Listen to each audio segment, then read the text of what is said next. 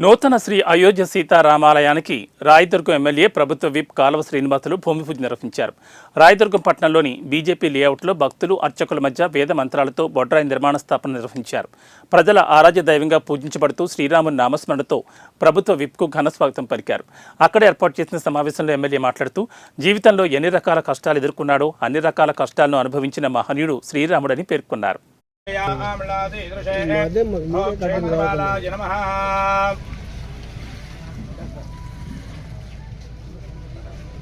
कंठे मुक्तावली तेन मे सफलावार्भवेज्जन्मनि जन्मनि आयुः पुरुषश्चेन्द्रिय आयुष्येवेन्द्रिये प्रतिष्ठति।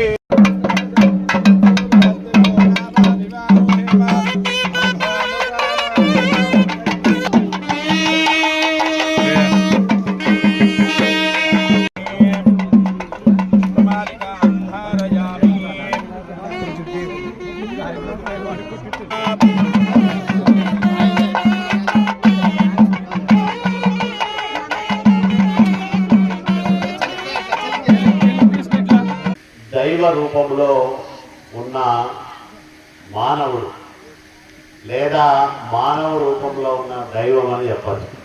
అంటే దేవుడైనా మనిషి జీవితంలో ఎన్ని రకాల కష్టాలు ఎదుర్కొంటాడో అన్ని రకాల కష్టాలను అనుభవించిన మహనీయుడు శ్రీరామచంద్రుడు.